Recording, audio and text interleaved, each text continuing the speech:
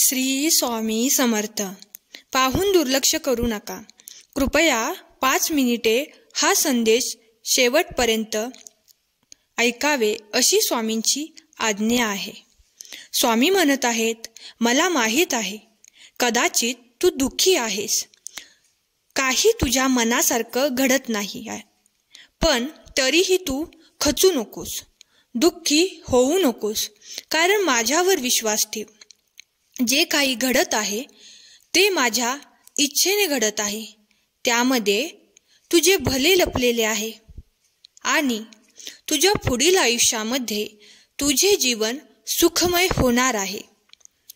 तू ज्या वेदना, जे दुःख सहन केलं ते आता लवकरच संपणार आहे आणि तुलाही हे कळून येईल, जे घडलं ते तुझ्या चांगल्यासाठीच होतं हे तुला लवकरच कळेल. माझ्यावर विश्वास ठेव. माझी योजना एकदम परफेक्ट असते आणि तुझ्या भल्यासाठी असते, कारण तू माझं बाळ आहेस आणि मी तुझ्यावर प्रेम करतो. म्हणून मी तुझे कधीही वाईट होऊ देणार नाही, यावर विश्वास ठेव.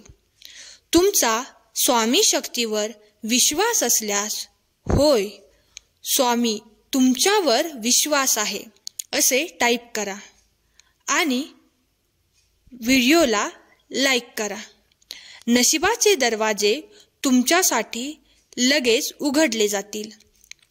जर का तुझ्याकडून नकळत काही पाप, अपराध घडले असतील तर आत्ताच त्यांची क्षमा माग आणि मला शरण ये, आणि ते कार्य पुन्हा तुझ्याकडून होणार नाही अशी मला वचन दे. बघ, तुझे पुढील आयुष्य सुखाने जाईल. तुझ्या पुढील आयुष्यामध्ये परिवर्तन होईल. तुझी इच्छा पूर्ण होईल. स्वामींचा आशीर्वाद प्राप्त करून घेण्यासाठी स्वामी माझ्याकडून घडलेल्या चुकांबद्दल मला क्षमा करा असे टाईप करा. भाग्यवंत ठराल. बाळा, तुझा संसार सुखाचा व्हावा हीच तुझी इच्छा आहे ना? मग फक्त माझ्यावर विश्वास ठेव आणि माझे नाम जप. तुला येऊन कोणीही काहीही सांगेल, विरोध देखील दर्शवतील, तू ठाम राहा. तुझा संसार येथून पुढे सुखाचाच होणार आहे आणि तुझ्या सर्व चांगल्या इच्छा मी पूर्ण करणार आहे. आजपर्यंत तुला जे नाही मिळालं ते तुला मी मिळवून देईन. जगात कुठलीही गोष्ट अति केली की माती होते, पण नामस्मरण ही एकमेव अशी गोष्ट आहे की अति केली तरी माती होत नाही, तर त्यामुळे जीवनाचे सोने होते. नामामुळे परमेश्वराला तुमच्याबरोबर राहावेच लागते. म्हणूनच बाळा, नामस्मरण करा.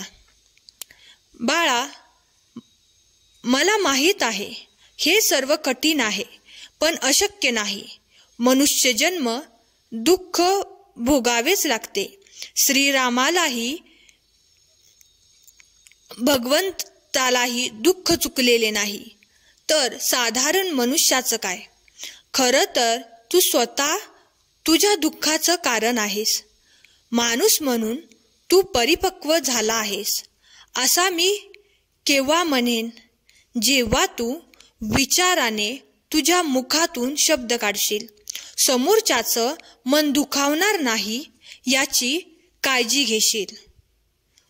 तुझे शब्द फुकट जात नाहीत याची पण जास्त काळजी घेशील. ज्याला तुझ्या शब्दांची किंमतच नाही अशांच्या समोर उगाचच वायफळ बोलणं सोड. शांत रहा. स्वतःची ऊर्जा वाढव.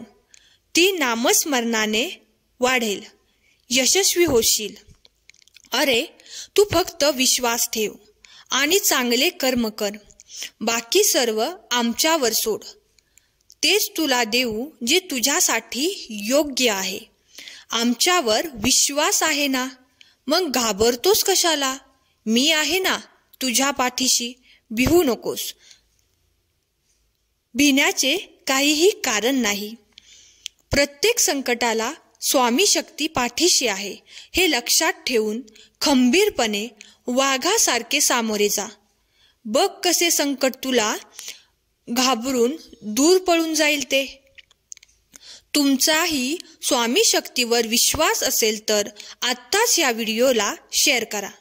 कुणाचे हरवलेले मन पुन्हा जागृत होण्यास मदत होईल आणि तुम्ही नकळत पुण्याचे भागीदार व्हाल. सर्वात मोठे पुण्य म्हणजे भटकलेल्या मनाला योग्य परमात्मा मार्ग दाखवणे. म्हणूनच नक्कीच शेअर करा. तुम्ही खूप अनमोल आहात ही गोष्ट कधी विसरू नका. एक लक्षात ठेवा, जे भूतकाळामध्ये घडले त्याचा विचार करून येणारे भविष्य खराब करू नका. कारण आपल्याकडे खूप किमती गोष्ट आहे आणि ते म्हणजे आपले अनमोल जीवन. ते आनंदाने आणि सुखात जगा. समोरचा चुकला तरी तू कधी चुकू नकोस. भौतिक गोष्टींच्या जाळ्यात तू अडकू नकोस. उभा आहे मी पाठीशी, तू काळजी करू नकोस. तू बाळ आहेस माझा हेही कधी विसरू नकोस. कोणी तुला कितीही दुःख देण्याचा प्रयत्न करू दे, कितीही त्रास देऊ दे, शेवटी त्याची गाठ माझ्याशी आहे. जीवनामध्ये प्रत्येक माणसाची कदर करा. मनुष्य जन्म पुन्हा पुन्हा मिळत नसतो आणि या जन्मातील माणसं पुन्हा भेटत नसतात. म्हणून प्रत्येकाशी प्रेमाने वागा. काही वेळा माणसाची प्रवृत्ती औषधाने नव्हे तर त्याला दिलेल्या शाब्दिक आधाराने ठीक होत असते. हा संदेश शेवटपर्यंत ऐकल्याबद्दल धन्यवाद. श्री स्वामी समर्थ.